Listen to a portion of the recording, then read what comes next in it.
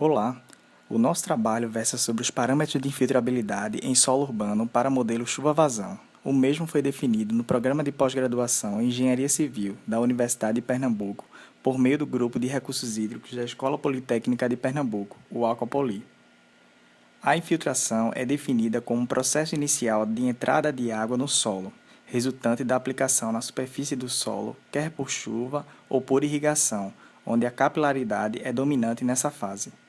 A capacidade de infiltração varia para cada tipo de solo. Muitos métodos, baseados na infiltração da água no solo, foram desenvolvidos para determinar os principais parâmetros que se deseja conhecer num determinado solo estudado.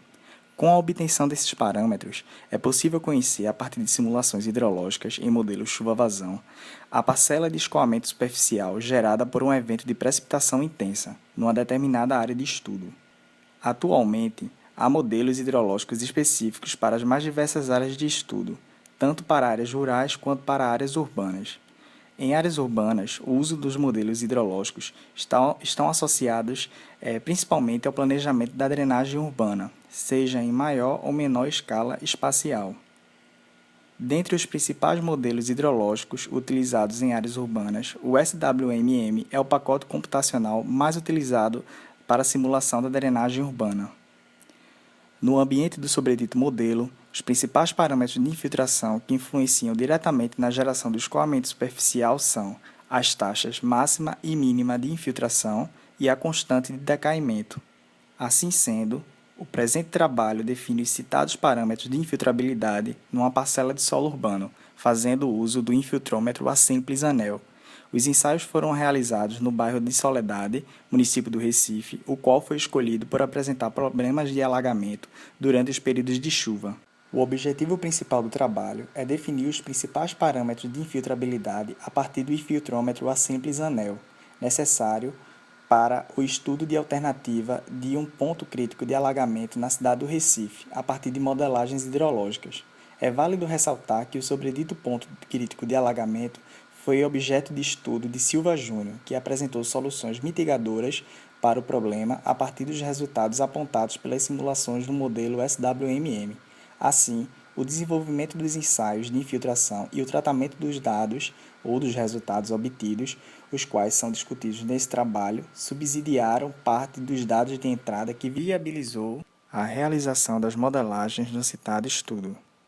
O SWMM considera 3 modelos diferentes para a determinação da variável infiltração da chuva em zona não saturada do solo nas áreas permeáveis. Dentre os modelos inseridos no programa, optou-se pelo emprego do método de Orton, considerado principalmente pela facilidade de obtenção de seus parâmetros, obtidos a partir dos ensaios de infiltração realizados na área de estudo. Os ensaios foram concebidos numa parcela de solo sem vegetação, em área próxima ao ponto de alagamento, a partir de 5 pontos dispostos em formas de trapézio, como pode ser observado na figura 1. Dentre os vários tipos de infiltrômetros disponíveis, optou-se pela utilização do modelo a simples anel, devido à sua simplicidade e fácil manuseio, tornando-o bastante utilizado por diversos autores.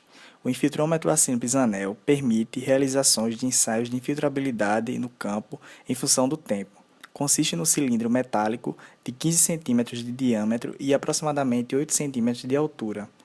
Para a realização do ensaio, o infiltrômetro foi cravado no solo a 1 cm de profundidade, com o objetivo de minimizar a perturbação estrutural e assegurar um fluxo vertical na superfície do solo. Em seu interior, foi adicionado uniformemente um pequeno volume de água, suficiente apenas para formar uma lâmina d'água na superfície do solo interior ao infiltrômetro.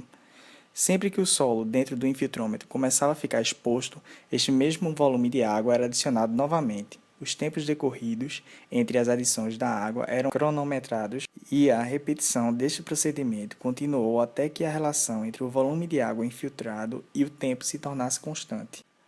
A figura 4 apresenta o gráfico com as curvas de infiltração resultantes dos 5 pontos ensaiados, definindo o comportamento da lâmina d'água infiltrada acumulada em função do tempo de realização do ensaio. O que se observa é que, apesar da proximidade entre os 5 pontos ensaiados, as curvas resultantes dos ensaios de infiltração apresentaram comportamentos heterogêneos. Este fato pode estar associado à compactação do solo nos pontos investigados e também às condições de umidade inicial do ensaio. Já a figura 5 apresenta o gráfico com as curvas de capacidade de infiltração também nos 5 pontos ensaiados, definindo o comportamento da taxa de infiltração em função do tempo de realização do ensaio e os índices de correlação de cada curva. Com a heterogeneidade dos resultados apresentados pelos 5 pontos, resolveu-se utilizar a curva de capacidade de infiltração que apresentou melhor ajuste, com base no índice de correlação.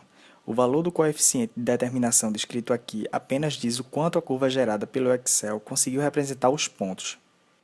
Assim, verificou-se que a curva de infiltração do ponto 1 apresentou o índice de correlação mais próximo de 1, com sua equação resultante mostrada no gráfico da figura 6. A equação da curva de infiltração do ponto 1 foi ajustada à equação de Orton, exemplificada na equação 1, tornando possível a obtenção dos parâmetros necessários para a alimentação do modelo, que são as taxas máxima e mínima de infiltração, cujos valores foram 467,56 mm por hora e 62,79 mm por hora, respectivamente, e a constante de decaimento, obtida por meio da equação 2.